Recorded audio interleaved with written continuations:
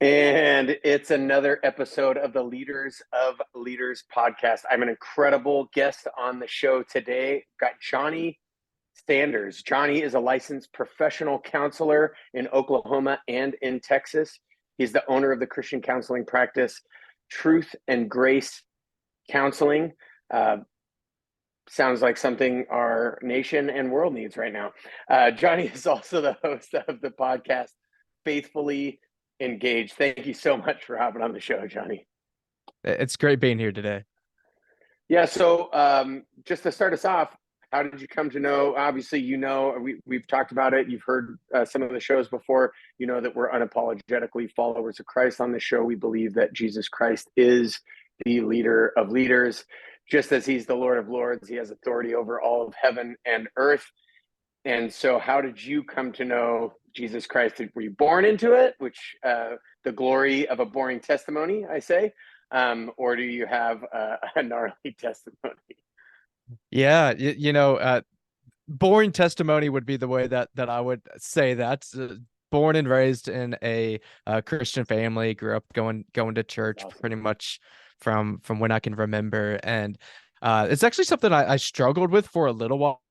So I came to know Christ at 6, so I was pretty young. And even though born and raised in the church, grew up like I knew, hey, I heard all these sermons about sin and things like that. I knew that I had wrongdoing and I knew I couldn't save myself. So I understood it at a young age. And at like 13, 14, when I was hearing all these other cool testimonies of I was a drug addict and God saved me out of this, for a while I was like, well, what's my testimony? Mine's kind of silly. It's not as cool.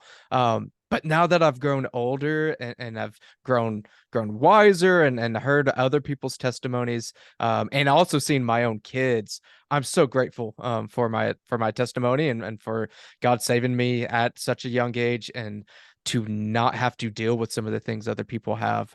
So yeah, I'm very, very appreciative of the Christian home I grew up in.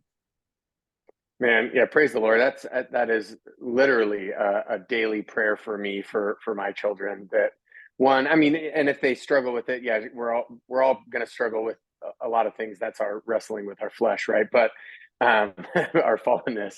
But yeah, man, to be able to know the Lord from a young age, or just be born into it and not really know any different, man, what an incredible grace, really.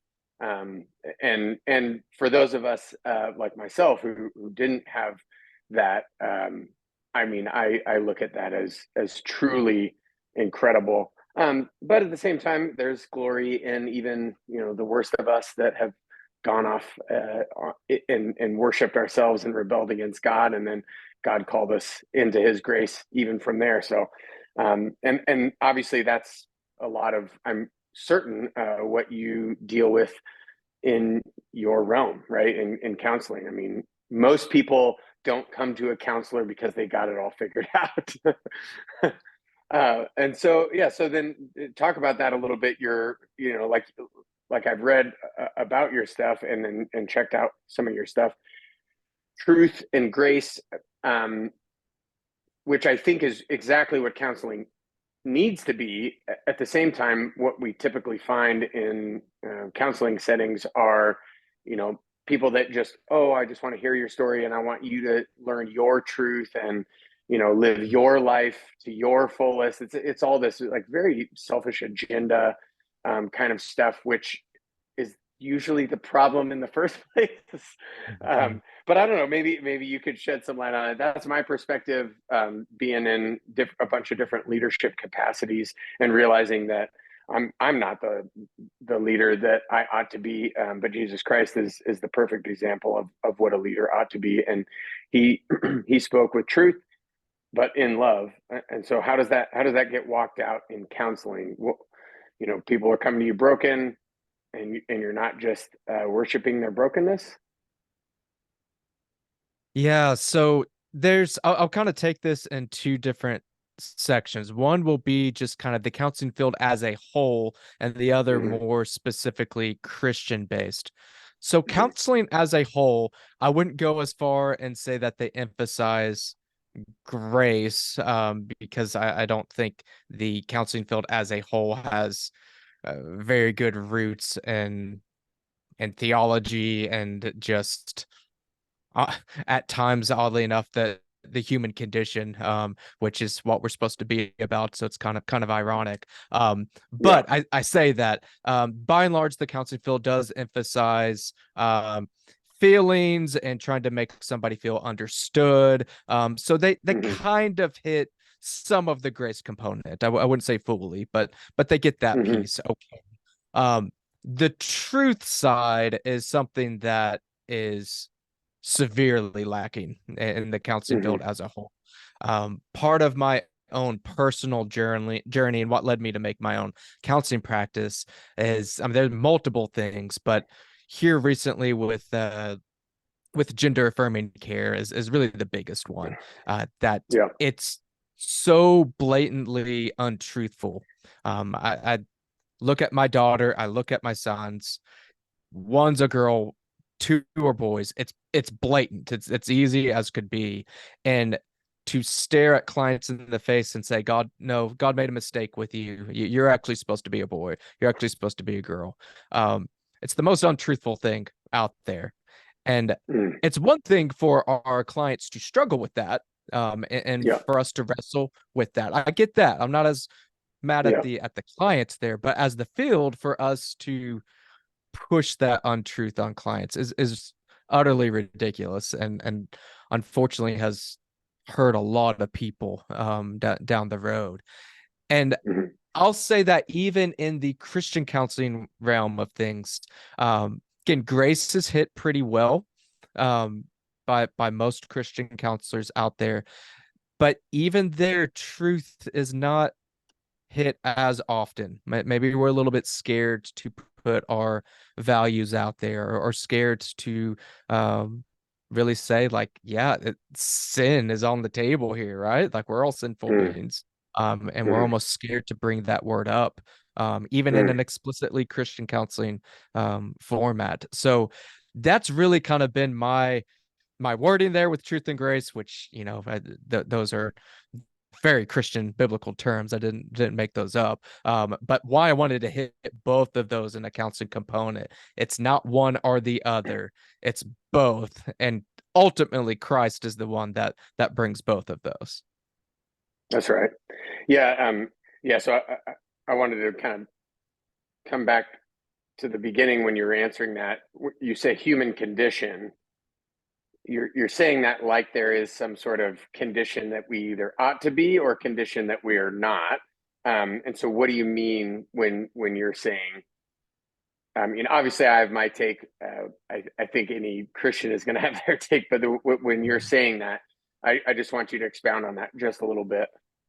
Yeah. Well, I find it hard, and this is another reason why I've gone a more explicit Christian in my practice. I find it hard in human condition, basically just our another way to say that would be human nature. It's hard pressed for me to separate sin from that equation. We are all sinful creatures. It has affected all of human creation from all time. And because of that, if we don't have sin as a part of the equation, and essentially we are all good, our being is good, but maybe our circumstances are bad.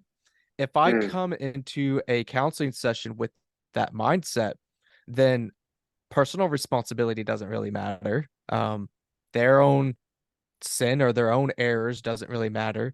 It's somebody else's fault. It's the circumstances fault. And That's right. Yeah. we can even put sin into that, like of that language of, I have people that come to me that have been abused, and I'm not going to say that that was your fault, you were abused, but Yeah. it's sin's fault, sin in the world being there. That's absolutely a part of why abuse is here, is because we're sinful. So when we miss that as a field, as a counseling field, psychology as a whole, that people are inherently good, and we just need to do XYZ to essentially have a utopia. Uh, of course we're going to mess people up because our Yeah. our whole understanding of people is way off base. Yeah. Yeah. It's interesting. I was just actually thinking about this. And, and I was able to sort of get to a logical conclusion that I don't think I've gotten to before when you were saying that about sin.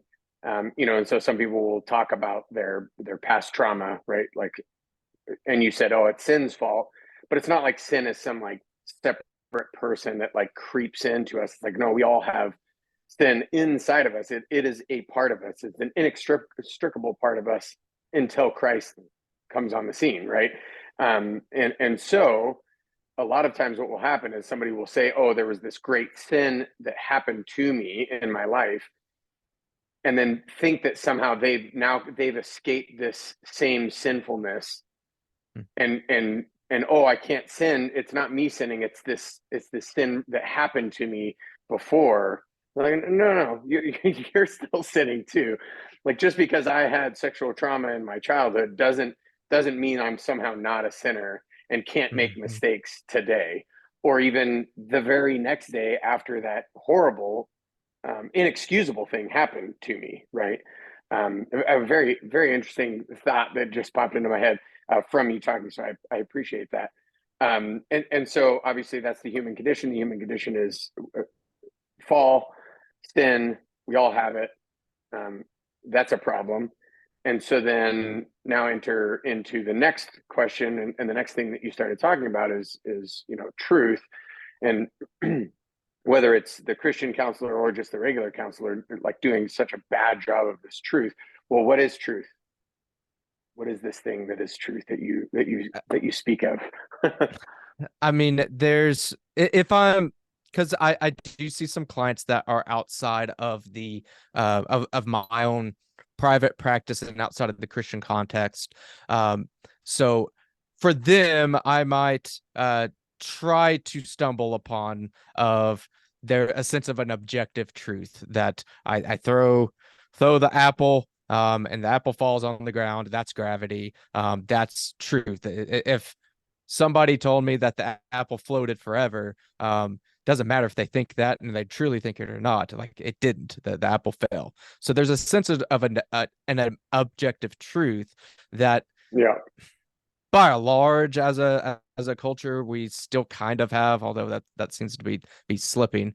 But even that is still it's still lacking. That an objective truth is nice, but truth is also a person. It's Christ. Like, God created created the heavens and earth. He is truth.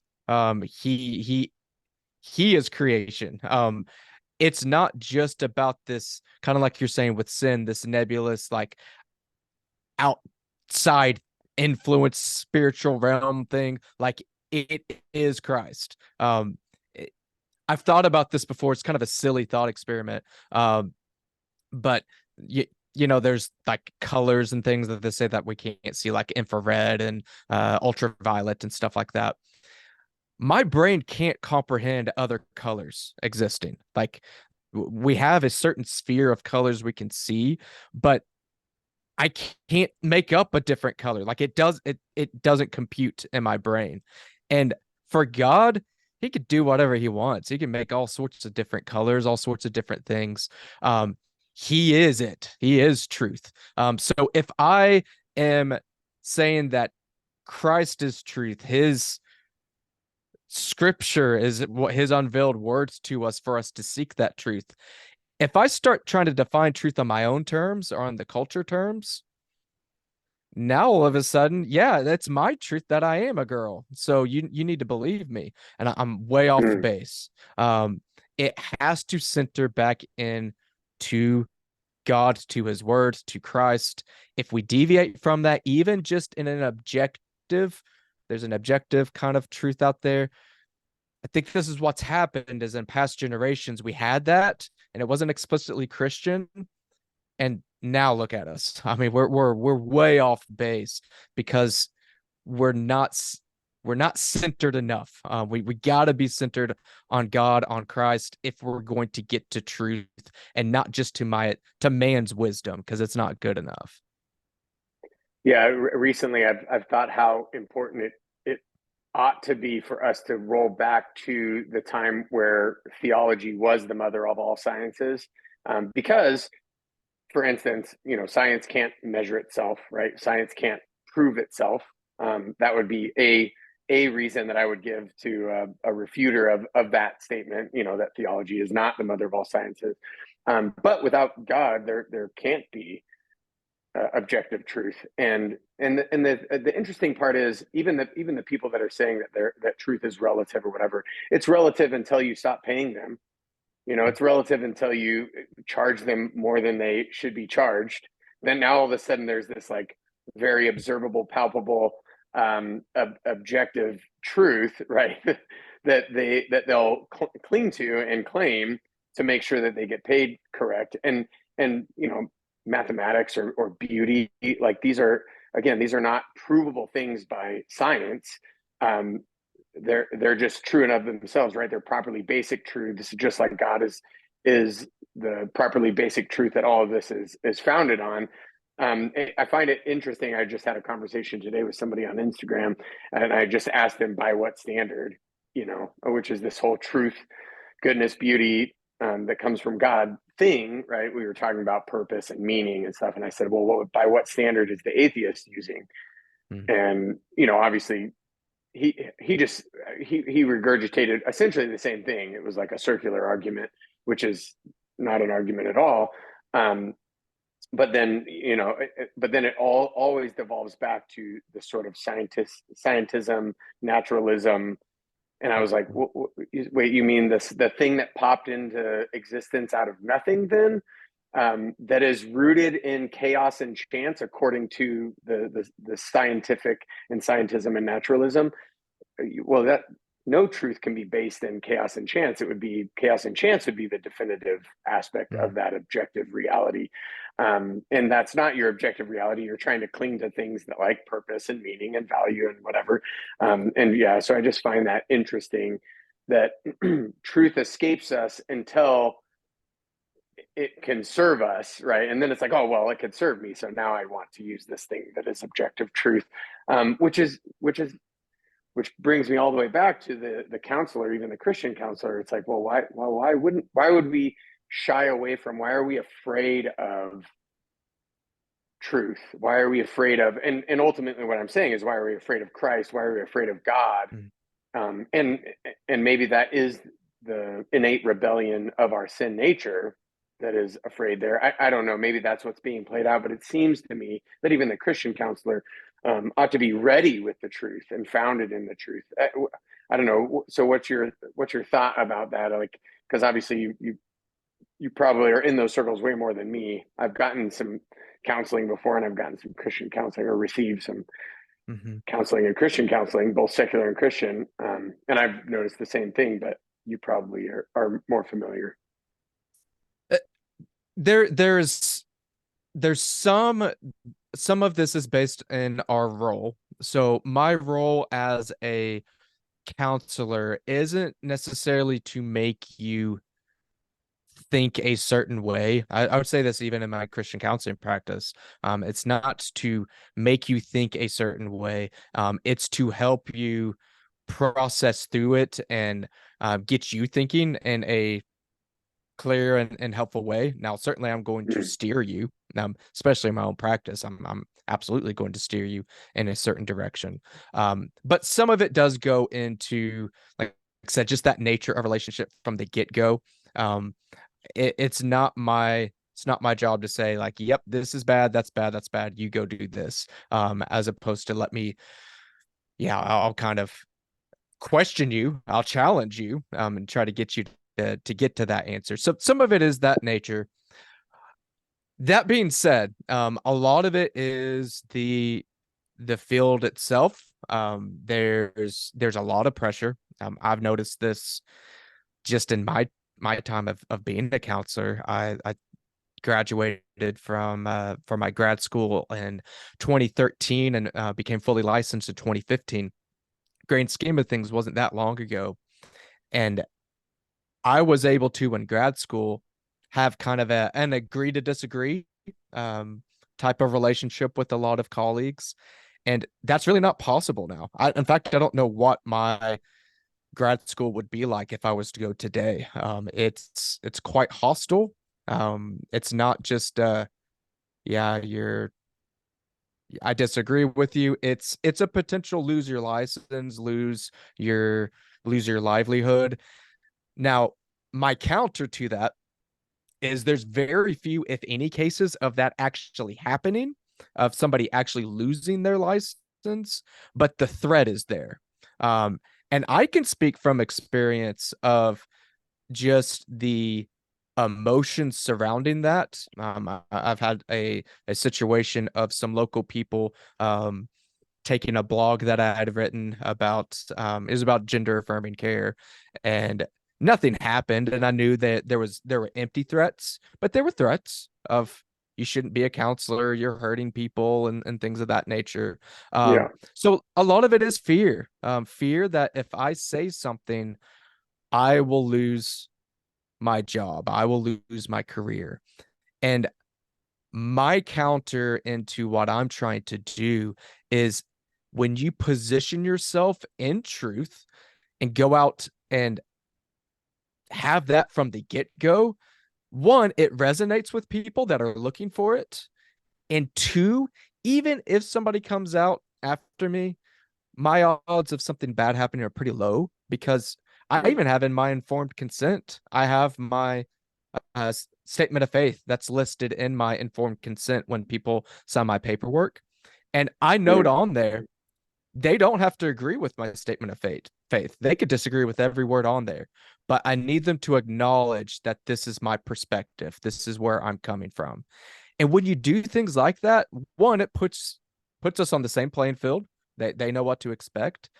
And Mm. two, it's I mean, it's hard to have a legal recourse there when I'm not converting anybody. I'm not doing anything to, make somebody do whatever. Conversion therapy is all the kind of the boogeyman term out there. Like that's not converting. That's blatantly open with your values. And it said it's really attractive. Clients that are looking for that come in already with trust towards me. Than if they're like, are you gonna tell my kid that they're trans or whatever? Like that people, especially Christian parents, don't trust us. And quite frankly, I can't really blame them if we're going to be afraid to Yeah. speak. Yeah. Yeah. Absolutely. Yeah. That so I think you nailed it. I mean, I think it's fear, right? And fear that, I mean, one, yeah, fear I might lose my job or I might get some repercussion, but obviously that's fear of man over fear of God, which is unfortunate, but it is a reality. I mean, to for me to say, oh, I've never been insecure, I've never feared losing a certain amount of money or not being able to provide for my family or something like that, it would be ridiculous. I mean, I would love to say that that's been the case and I've only feared God and I've just followed his will perfectly. But, um, I mean, that would be like me saying I've never sinned and that'd just be ridiculous. Yeah, I think that's 100% right. It's unfortunate. It's this whole total tolerance. I heard it. I think it was like a Doug Wilson that said that or something um, when I first read it. But this whole idea that's like, well, you can think whatever you want as long as it's what I think. Mhm. Yeah. Is if you think different than what I think, then you can't think that because that's wrong, because that's against what I think, and I don't like that. It's like, man, that's like the quintessential junior high, it's even probably more like elementary school that gets played out in junior high and high school and apparently adulthood now. Right. It's like, man, okay, that's weird. Okay, so talk me through this faithfully engaged. I just want to encourage you. Um, I just thought of this. I just want to encourage you for putting your statement of faith in your documentation up front. I mean, I think that's what we all ought to be doing. It's interesting. doing something like that tends to keep you uh, preserved. It puts the armor of God on you as you walk into these situations. I just think about a quick story. I just went to this advanced course thing for the Marine Corps Reserves. Gunnery sergeants getting around the table, just acting like we know what we're talking about or whatever. And the thing that I do now when I go into these Marine Corps functions is Marine Corps has its own like odd values and meaning and whatever, and a lot of them tend to be pretty secular and not Christian at all. If even just antithetical to Christianity. And so I just put it on my sleeve. I just put it up front, just like you do in your the waiver or whatever that they're signing, the agreement that they're signing. It's like they can see that, hey, this is where I'm coming from. And I honestly, I think we all ought to have that, because then it would force us to think about what it is that we truly believe, right? And not only just say that we believe, but actually walk out in our lives.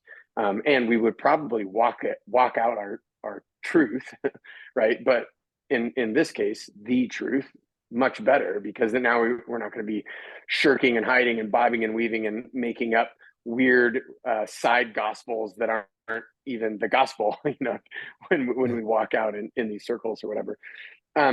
And so I want to encourage you, that's awesome, and I encourage you in this really difficult time where people, yeah, are doing all sorts of weird relative truth things that are just literally illogical, absurd, right? I mean, like not truthful. Like if you were to actually try to create a logical argument following one of or some of the 9 rules of logic, it just wouldn't follow.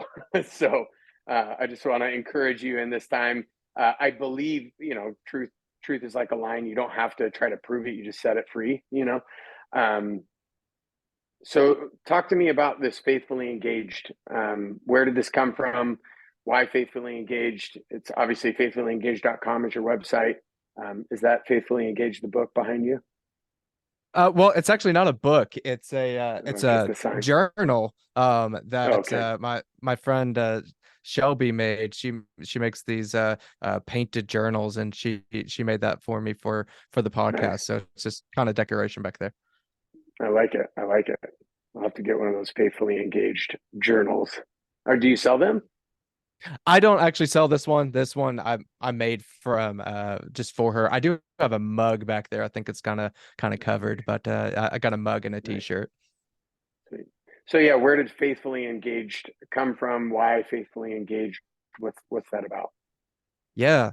So it came from my counseling practice. So part of my mission statement, at the end of my goal is to help clients to be able to engage life faithfully. That's my kind of my mission statement there. I want people to not be reliant on me as a counselor. I want them to heal, get better, and then go out into life and not just survive, but engage it. Just be out there. And from there, I made a podcast for my counseling practice. And it was just kind of one of those things where I had thought about my practice for a while. The podcast was more of just not like on a whim, like one weekend I just slung it up, but it was a much shorter time frame. Just hey, that sounds interesting. Let's see what happens. Um, and it was fun. I did the Truth and Grace Counseling podcast for, I don't know, 10 episodes or something. They're still on my Faithfully Engaged. Like when you look up all the episodes, they're still on there. They're just way in the back. Um, but I through doing those, I started talking with guests and different people on there, and it started to become its own thing. Um, it was I was getting away outside of kind of my own practice a little bit. And I decided let's go ahead and make a podcast that has nothing to do with my practice, make it its own thing. And another reason for me to separate it is it's also kind of my long-term backup plan. So if I do lose my license at some point, I can do consulting or life coaching, whatever you want to call it. I can do that. And now I already have a brand set up and things like that, just in case. So trying to think a little long term with that as well. Yeah. Um, Yeah. and the name Faithfully Engaged just came from that mission statement of engage life faithfully. And the whole idea of this podcast is to showcase people that are living, that they're doing something. We're centered on action. Most of my audience is coming from a Christian background and also more of a politically conservative background. And so much of the conservative Christian culture is centered on pointing out what's bad, like the relative truth stuff. That's bad. Who's in the White House? That's bad. And did you see what AOC said today? And like all these bad things that happen. And I'm not saying, mind you, that it's bad to point those things out. I think it's important to point out things going on in our culture, but I don't want us to stay there, because when we stay there, we just get angry, we get apathetic and stuck. So I wanted to make this podcast more centered around people that are actively doing things in life and making a difference, and are not just saying what's going wrong, but they're actively showcasing their values out in the public eye. And I also want to encourage people to be active in their lives as well. So that's kind of where Faithfully Engaged, where that whole terminology and where the podcast came from. And how long have you been doing the podcast for? So I did the Truth and Grace Counseling podcast that started in like January, and then I rebranded, I believe, in June of this year, June of 2023, and it's been a weekly podcast. Yeah, and so like what are who are some of the guests that are coming on Faithfully Engaged? Is it just all over the place, entrepreneurs and apologists, and or I mean, yeah, it spans the spectrum, or what's yeah, what are you finding? Yeah, What would I find if I went on to the Faithfully Engaged? yeah, so it is a little eclectic, and that might be narrowed down a little bit in the future, but I have some people, like my first guest on for Faithfully Engaged was Rebecca Vello, which she is an editor for Wrong Speak Publishing, which I've done some articles for, and I just love their name, Wrong Speak Publishing, and essentially they publish opinions that people in the mainstream don't really like to hear. So she was coming from more of just the strictly like conservative type of background. Recently had an episode with Scott Wells that does apologetics. I've had some episodes where people are talking about a specific thing like communication, talking about ways to improve communication skills. So a little bit across the board. Said mostly will be people that are explicitly Christian or conservative. Not everyone, but regardless, the conversation is leading towards action that a conservative Christian can absolutely take from that conversation and be able to try to apply in their life. Yeah, I feel like you're right.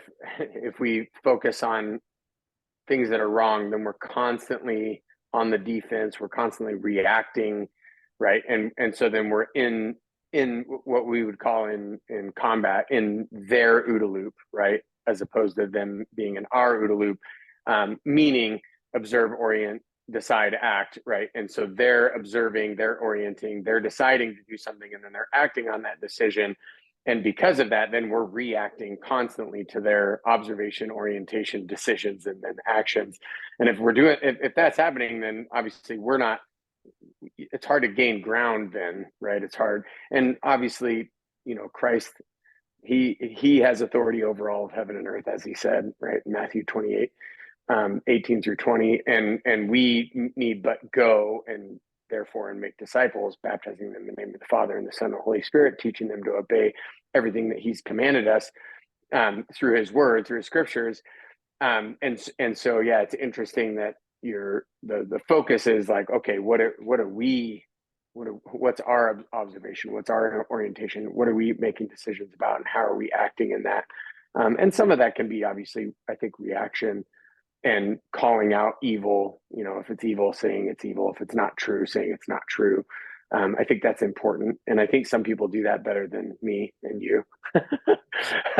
But I love that you're focusing on the more sort of positive end of that, positive aspect of that, and actually faithfully engaging, doing something in their life. What are some of the occupations that you see Christians taking, or some of the things that Christians are doing that are worth, singing their praise on here, talking about, yeah, praise of the Lord for. What I've really been noticing, both in my personal life with some guests I've been talking with, and just in general, kind of people out in the culture in general, is not so much of a specific like job title or a specific like direction that somebody has to go into, but more so of getting out ahead of things. I'll share a little personal story, that it's been about 2 years, and some of the listeners maybe you disagree on some of this, and that's okay. But 2 years ago, I found myself I was working in a hospital position, and if you guys remember 2 years ago, it's kind of COVID shots were all the rage back then.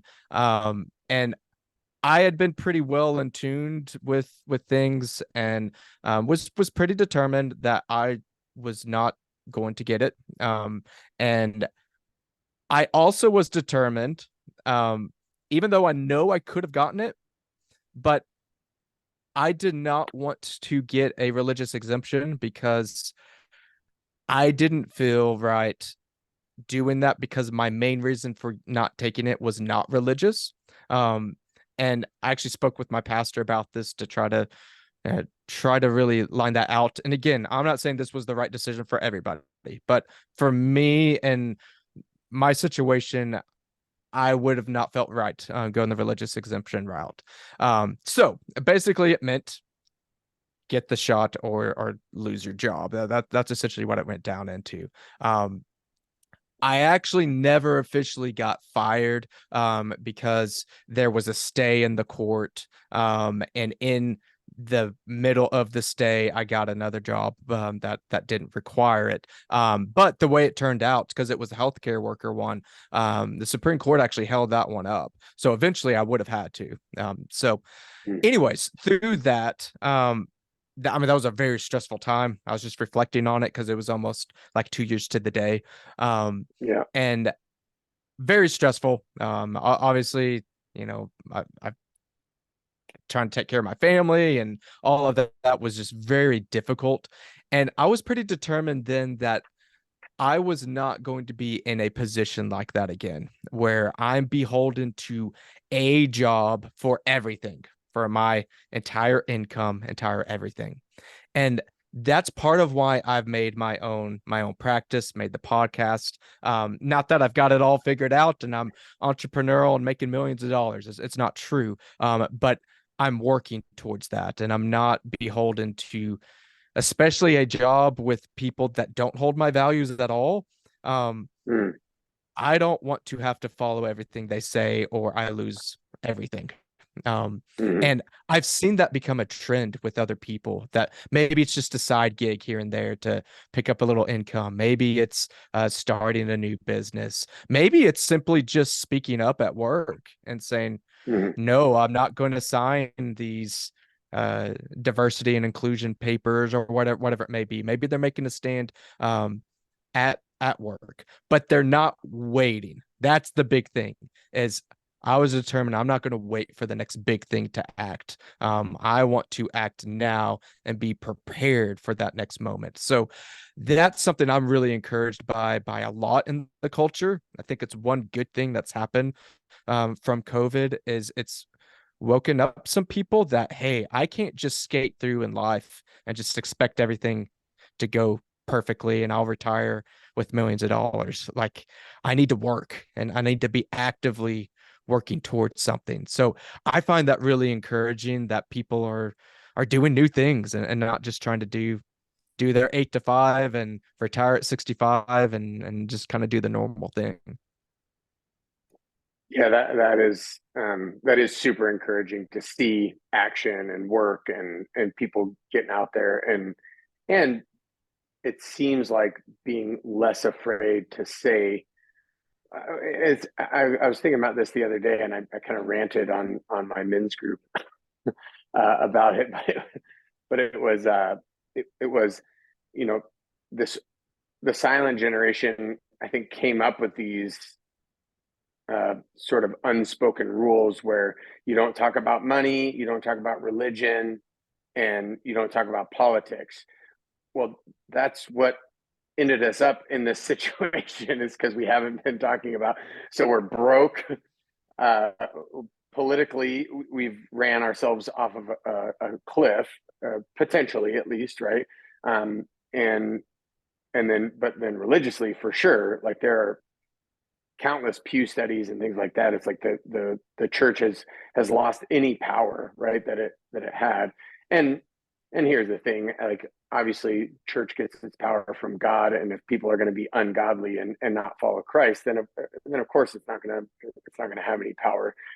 But imagine that if you start actually proclaiming the truth, the way, the truth, the life.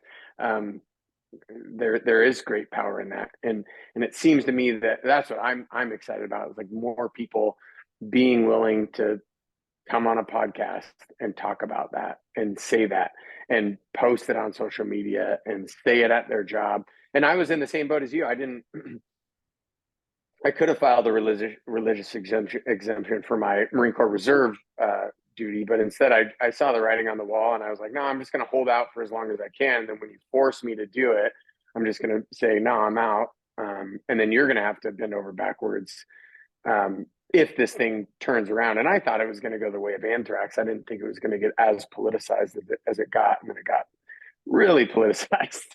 And I should have known better because of the way the election was, like the timing of it and the election. But that's my bad for not seeing that. But yeah, now I'm back in the Marine Corps and I didn't have to get vaccinated. And lo and behold, that the thing that was so necessary got rescinded, right? It was mandated and now it got rescinded magically. And if it got rescinded, then my question is, then what was wrong with it? Like, because they're saying, oh, nothing was wrong with it, but we're rescinding it. Well, come on now. I don't have to be, I don't have to be a scholar or a rocket surgeon to figure that one out. Yeah. But yeah, very, very interesting. So, Faithfully Engaged is your podcast. And from what I've seen so far, it's awesome. And I'm looking forward to hopefully, who knows, maybe I'll be on it and it'll be published before this publishes. Maybe this will publish and then I'll be on it. I think it'll go that way. This will be published and then I'll be on it, or then at least then that one will be published. So I'm really looking forward to that conversation. So if you were to be in front, like obviously we talked about Jesus Christ as the leader of leaders, but if you were to get in front of a group of leaders, whether they're church leaders, um, small business owners, entrepreneurs that we've been talking about, where they have spheres of influence, even my own children that have spheres of influence in their schools and in their recreational activity. We homeschool as well, but we have like a co-op or whatever. So, and in their recreational activities and in their community and in their church, right? They've got a voice and a sphere of influence. Pastors, whatever sort of leadership position you can think of, is there something, whether it's from your counseling background, and all of your interactions there, or your conversations on your podcast, or any books that you're reading, or just your own life experience, is there something that if there's one piece of advice or one piece of truth or value that you could give to that leader, to that person that's in a sphere of influence, what would that be? This is one go-to I've used, and I've used this a lot with counseling, both in some more secular settings and also in my Christian counseling practice as well, is to do something. Like so often, even as leaders, and sometimes, especially as leaders, you have these grandiose ideas like, man, if this is going to happen, this is going to be great. And I want to do this and this and this. And that's not bad. Like, I think you should be dreaming. You should be looking at it and looking at the long-term plans. That's all good.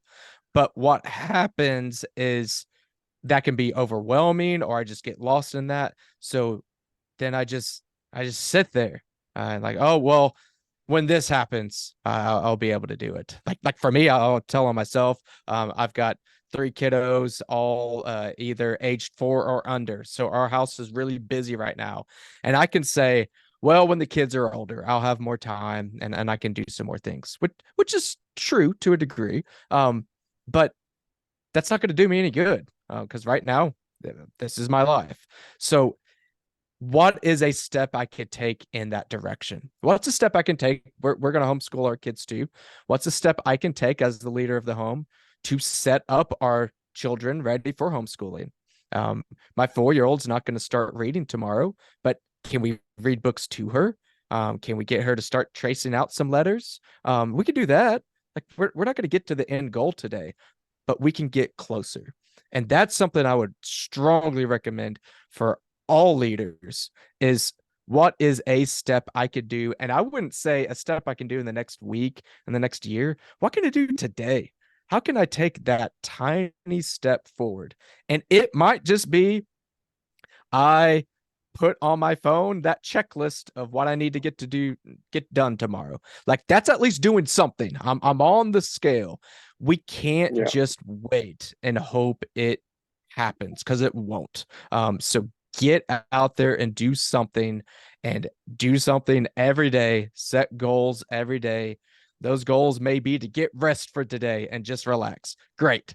Do it and do it well. But don't just skate through life and not having any sort of plan or any sort of action involved because you're going to lose yourself, you're going to get overwhelmed, and quite frankly you're not going to be a good leader because you don't have any direction. You're not going to be a good leader if you don't have action and direction.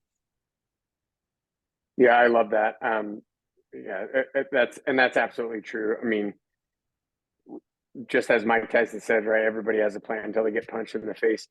But there's something about getting punched in the face, like now you're in the action, right? You can't get punched in the face if you don't step into the ring, right? You can't put a plan into action unless you're actually in action. So, man, that is actually, yeah, really good. And yeah, like you said, any leader at any age, anybody with any sphere of influence, and even I guess without any sphere of influence, can at least take that step, can at least take a step, right? Do something, and that's super good. Well, Johnny, this has been an honor. This has been awesome. Thank you so much for hopping on the Leaders of Leaders podcast, and I look forward to our show, jumping on your show, and you interviewing me. Absolutely. Yeah, I'm looking forward to doing the switcheroo there. It'll be great. That's awesome. Well, thanks again. If you haven't already checked out the show notes, faithfullyengaged.com. Check out his podcast, Faithfully Engaged. If you're is it Oklahoma and Texas or just Texas or Yeah. where is it at? Yeah, so Right on I'm the border? located in Duncan, Oklahoma, is where my practice is at. I'm actually that I need to update that. So I'm licensed Oklahoma and Texas. And then for telehealth only, I'm also licensed in Florida and South Carolina. So any of those Oh, states, nice. if you need counseling services, then yeah, I can provide it. And you can get that through faithfullyengaged.com as well. Is that correct? That will be so the counseling component will be Like through truth and grace contact? counseling Oh, dot okay. com, Gotcha. and then Okay. through faithfully engaged I can provide, like I talked about, some like Consulting. consultation. So Yeah. it'll be more action oriented. You need to do XYZ, where counseling's more process oriented. Nice. Well, yeah. So if you haven't already done so, click down there. Click on the website, and I'll put Truth and Grace on there. So if you haven't already, yeah, if you're looking for a little bit of counseling, a little bit of feedback, if you have kids that are in that gender confused arena. I know that you're doing a lot of work in that, and that is huge. And I personally know families that are dealing with that, and probably most listeners could think of at least, oh, my friend's friend or something like that. It's not really that far removed, Yeah. because it just ended up being such a pervasive. You want to talk about pandemic? That was a real pandemic. Mm, It is a real yes. pandemic, that's literally destroying people. Yes. It's sad. It's unfortunate. But check them out, Johnny Sanders. Thanks again. Absolutely. Thanks for having me on.